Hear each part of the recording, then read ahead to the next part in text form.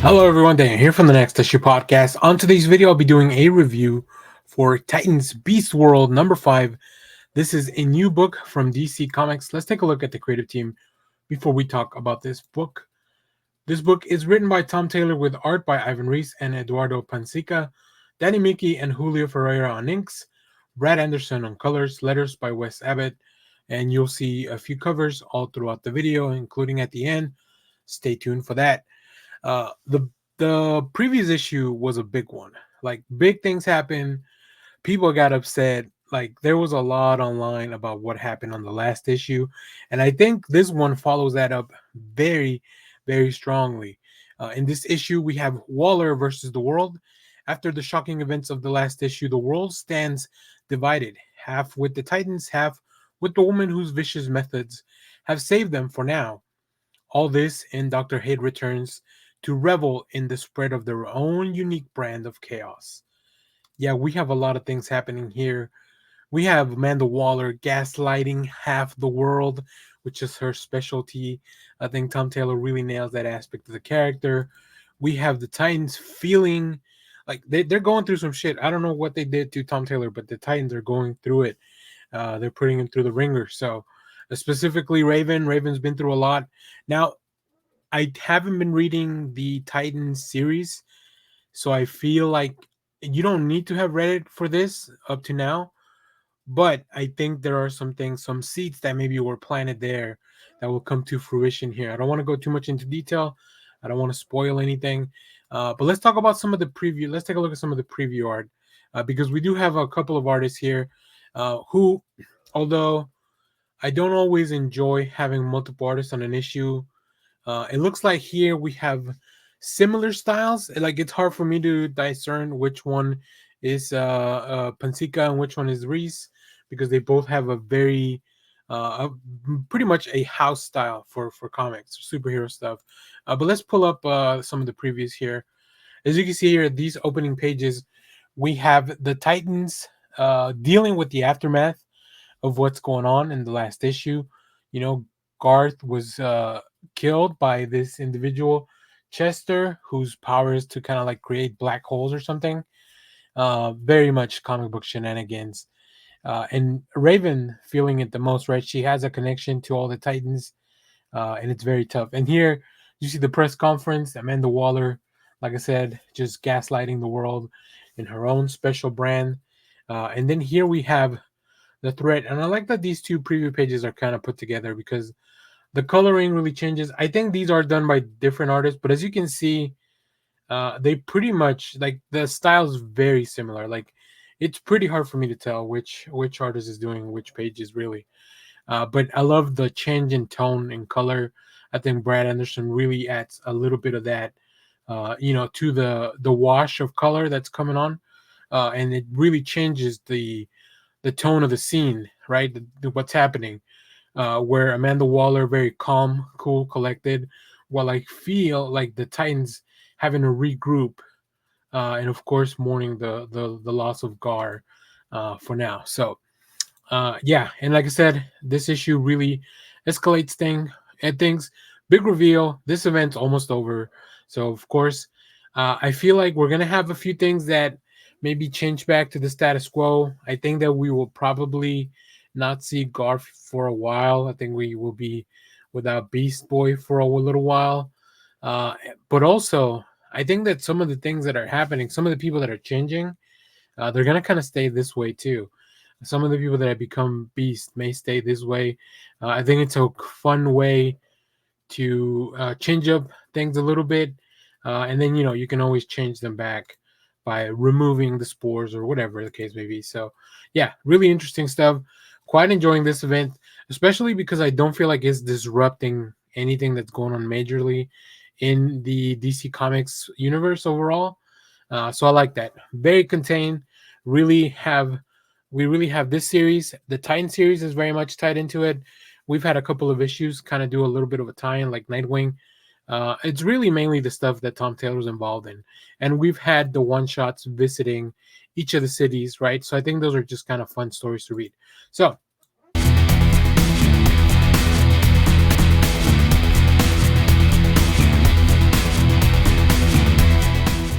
Hello, everyone. Daniel here from the Next Issue Podcast. On today's video, I'll be doing a review of Amazon's Attack #4. This is a new book from DC Comics. Let's take a look at the creative team before we get into this book. This book is written by Josie Campbell, with art by Vasco Georgiev, Alex Gumars, and colors, letters by Becca Carey, and you'll see a few variant covers at the end of the issue, so stay tuned for that. So, as I've said before, this book really is showing us what's going on with the rest of the Amazons. This, I will tell you, there's an editor's note in here. The events of this book take place before Wonder Woman #5. I These books started coming out almost at the same time, but I feel like Amazon's Attack fell behind Wonder Woman by one issue now, because that one, issue 5, just came out last week. So interesting. So we'll talk about the implications of that. But in this issue, we have Prison Break. Will Mary Marvel make it out alive as she struggles against waves of Belle Reeve superpower convicts? Meanwhile, the truth behind the golden apples reveals itself. Is the goddess of discord to blame, or is there a mastermind pulling the strings? So this book is doing a few things very well. It's illustrating how the world sees the Amazons. And it's not being very subtle about the message behind that either, which I really appreciate. I think sometimes you just kind of have to go for it. It's also giving us a lot of really cool action. And it's doing a very good job at having us go through and see different points of view from these Amazons that we're following all throughout, right? Whether it be Yara, whether it be the story that's going on with Mary Marvel, or even Nubia, who's also kind of following her own path. So it's balancing everything very, very well. I love that. I love seeing everything that's going on with different Amazons. Also, it's a very humorous book at some points. Like, I think Josie Campbell really captures some of the humor and the wit, and what makes some of these characters just really stand out. There's a lot of surprises here. As I mentioned, this takes place before issue 5 of Wonder Woman. So if you've read issue 5, don't be surprised by some of the characters that you see here, because that means, we haven't gotten to that point. So I don't want to go too deep into any spoilers. Now let's talk about the art. Vasco Georgiev, like, I've loved Vasco's work just from like being a fan online on Instagram. I'm very glad that we have an opportunity here to see just full comic book goodness. I love the character designs. I love how just the pacing of the issue, as we kind of check in on different Amazons across the world, because they are all split up. But also, when we highlight Nubia, that tells you that this story is probably very important, at least to this book, right? Especially if you know what happens with some of the characters here, if you read Wonder Woman #5. And things get very weird, very crazy, kind of almost it's giving me like suspense thriller vibes with all the crazy writing here of the asylum all over the safe house. Very interesting to know that Amazons have safe houses kind of stashed all over the world. Very smart. It makes a lot of sense for their culture to have something in case something like this happens, where the world of man turns against them. And I just love the chemistry between all the characters that are involved. And we also keep unraveling this little mystery of like who really is behind everything that's going on, who put those apples out there, who's been enhancing some of these individuals, specifically some criminals at Belle Reeve, and just seeing them work together. It's a lot of fun. I really like this book. I think everything that's going on in the Wonder Woman universe of books over at DC, it's really hitting all the marks, and I really appreciate that, because for a long time, I can't remember the last time I was reading this much about Amazon books. So like, really love that. So if you have read this issue, let me know what you thought about it down in the comments. I don't know how long this issue is going to be. I mean, I don't know how long this series is going to go on for. Hopefully this will be just kind of a companion piece all throughout the Wonder Woman run. I think that'd be really fun to see, because like I said, I want to know what's going on with Diana for sure, but I also want to know what's going on with all the other Amazons that have been introduced in the universe. So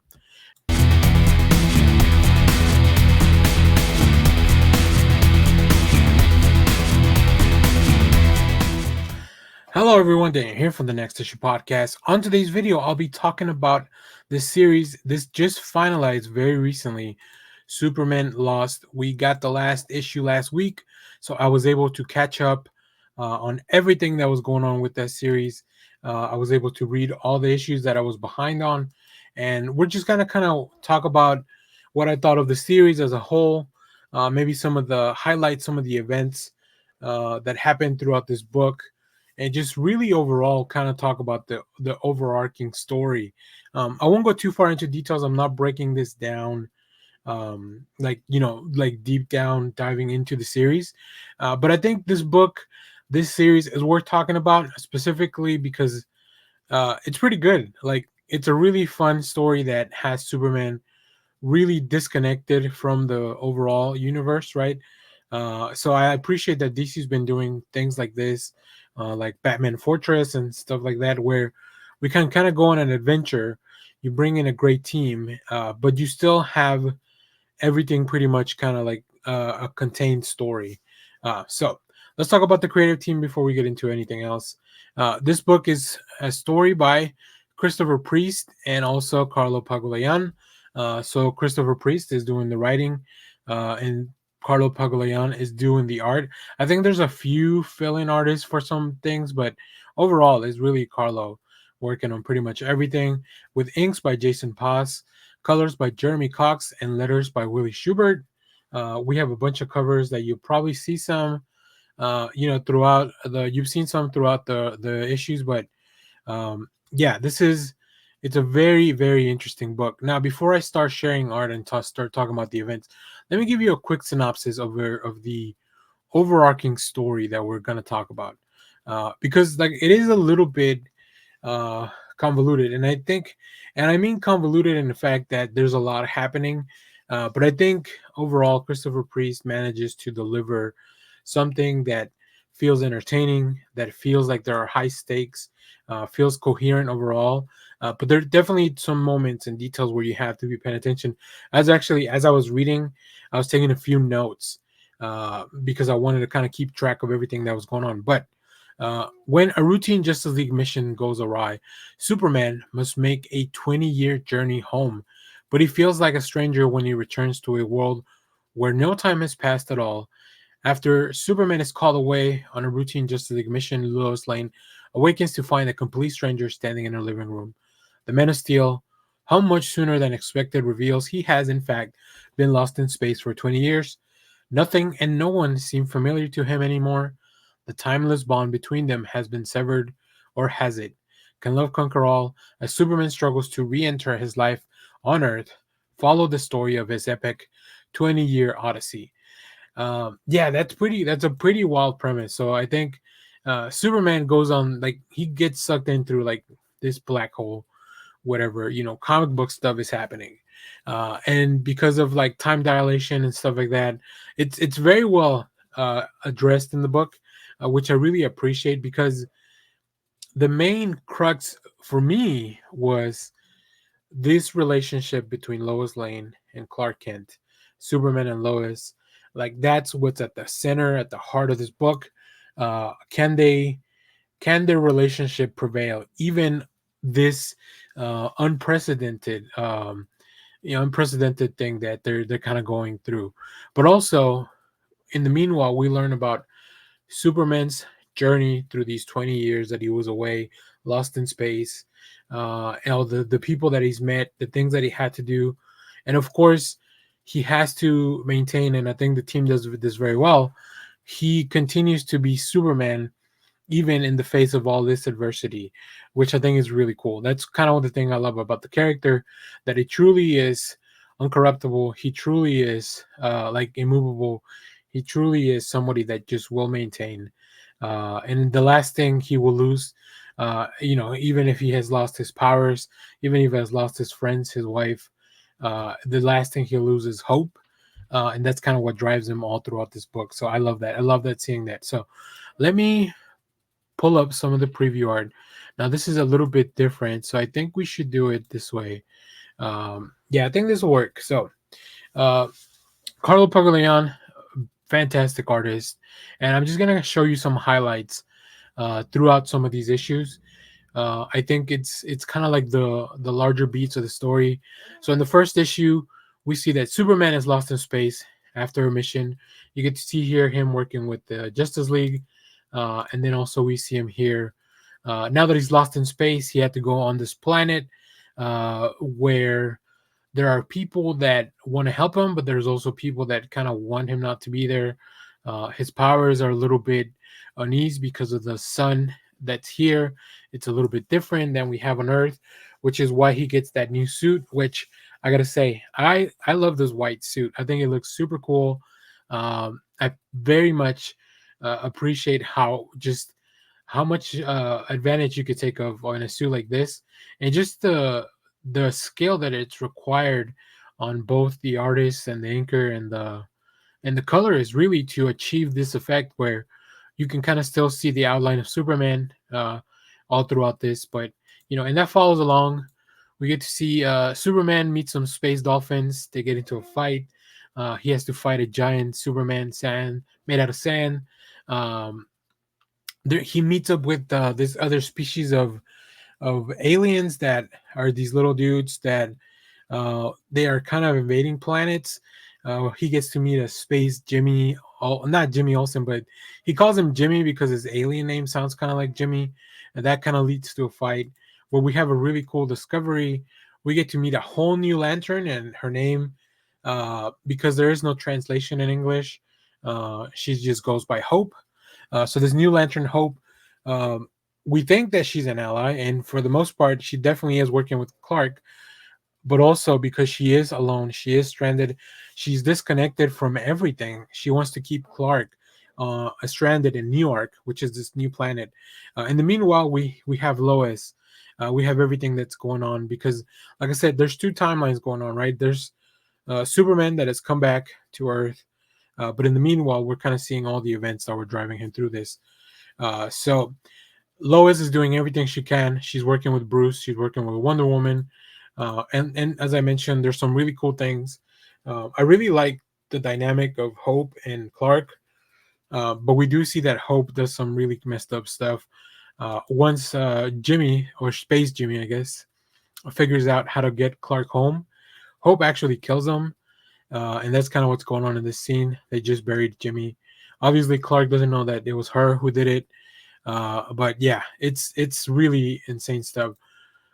Once Superman figures out that he has to leave this planet, he runs into an old version of Superman that's kind of stuck in this black hole and is able to kind of travel through time. So I love seeing this page of like both of them. And then finally, when Superman finally is able to get out of there, he's rescued by Adam Strange, which, like, come on, that's just super cool. What an amazing detail to bring in Adam Strange. Like, of course, a traveler like that, right? So from there, things kind of escalate. We focus a lot more on what's going on at home, which means Clark trying to get better. He seeks help. He goes to a doctor. He goes to talk to someone about everything that's going on uh, because he does feel like a stranger.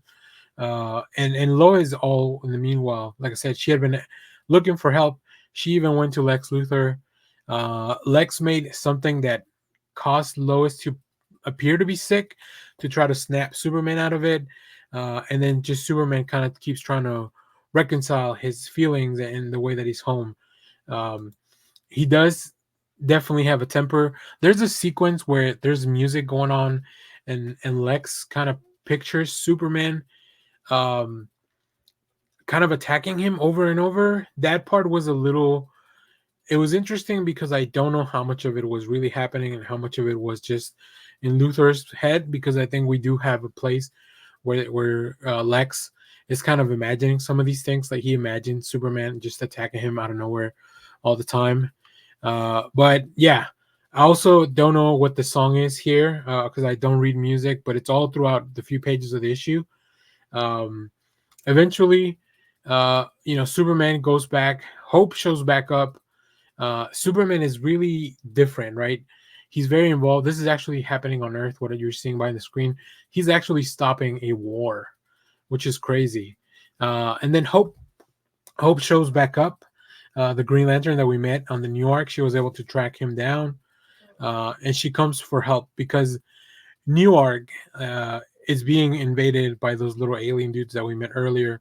But Superman knows that it's been so long there because, like I said, time dilation, that he won't be able to help. He won't have powers because last time we saw their sun was turning into a red sun. And of course, as we know, that'll take Superman's powers away. But of course, Superman is not alone.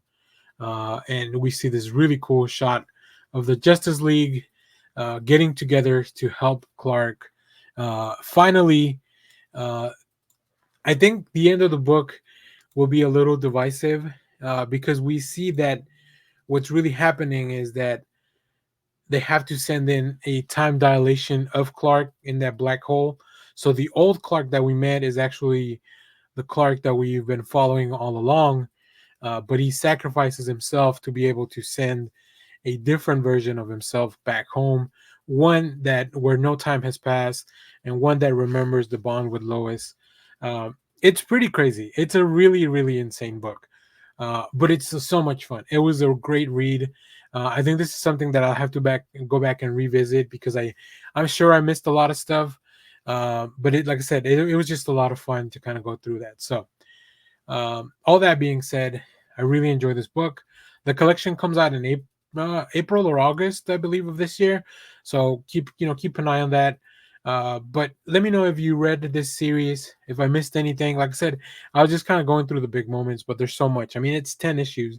I don't remember the last time I read a series this long so fast because it was just like I couldn't stop myself. I had read the first 2 issues as they were coming out, and then I realized that this is going to be so much easier if I just kind of go through the whole thing as a whole.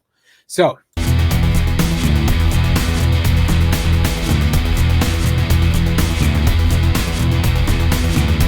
Hello everyone, Dan here from the Next Issue Podcast. On today's video, I'll be doing a review of Aquaman Through Fire and Water #1. This is a new book from DC Comics. Let's take a look at the creative team, then we'll talk more about this book. This book is written by Ethan Sachs with art by Tom Derenick, hi-fi on colors, and letters by Josh Reed, a cover by Fika Osio. So this book popped up on my DC Infinite app. I don't know if this is going to be released on print. I didn't see it. I didn't see it on my. Um, I didn't see it on my shop when I picked up my comics. But I saw it. I wanted to read it. I like Ethan Sachs. I think he's a fantastic writer. I don't know if this is related to the Aquaman film. Maybe it's something that they dropped to kind of go hand in hand with the digital release of Aquaman 2. That could be the case, but I'm not sure. So I don't know if this is related to the film. I think based on the art and the outfits and kind of the characters that I see here, this is more of a tie-in into the film. So wanted to check it out anyways. So in this issue, a catastrophic explosion has a deep sea oil drilling platform to start sinking towards the bottom of the sea and unleashing a massive oil spill. Aquaman must race to the scene to rescue the workers trapped inside. Once on scene, Aquaman comes face to face with his arch nemesis, Black Manta. Can Aquaman defeat Black Manta before the drilling platform implodes? It's pretty interesting because I've seen the film. I think this could very much be a tie-in into that, like a little in between the films. This is kind of what was going on. It definitely looks that way just from the characters. I'm not very familiar with Tom Derenick and the art, but I think it's very much into the style where they're not trying to get photorealistic characters, but they're definitely trying to give you those vibes of like, this is Jason Momoa Aquaman, right? Especially because of the hair color. You also see his dad, who kind of looks a little bit like Tamara Morrison. So it was an interesting read, a very quick, very straight to the point, very basic. But I think it captures a few things: the laid back character of Aquaman, also how much Mera kind of like distrusts the surface world. We don't get to see that much in the films on either film, really, because it's really more about Aquaman and their relationship. But we definitely get to see Black Manta attack, probably as he's trying to get vengeance. I'm gonna rewatch the film and figure out if it's even hinted at. I feel like the film has a few things that were maybe left on the cutting room floor as well. So, but let's take a look at some of the art here. And as I mentioned, very straightforward, no likenesses, just this looks very DC house style. Um, I feel like the pacing is very quick on here. Like we very straight away go from Mira doing shenanigans over stopping pollution of the sea to the family hanging out to like the big rumbling happening, right? And things escalate very quickly. Aquaman very quickly shows up. Uh, yeah, I think the art might be a little divisive depending on what kind of style you like, but like I said, this to me looks very house style. And there are some really cool sequences later on. I like the big blast, like just big effects, big sound effects, like really emphasizing this is a superhero film. So I think that's very interesting. And like I said, the story is very straightforward. We get to see some really cool fights. I really like the fighting scenes are probably the highlight of the issue for me. And yeah, I mean, in the end, Aquaman's gonna save the day and kind of keep moving forward. So I think it's interesting. Like I said, it's something you can read for free if you well, I guess not for free, but you can read it on the DC app if you already have it, the DC Infinite app. So it was very interesting to kind of check that out. It was a neat surprise because, like I said, I was not expecting this book to come out this week. I had to do a little bit of research into it, and I just kind of came to that conclusion that DC probably dropped something to commemorate the release of the film digitally.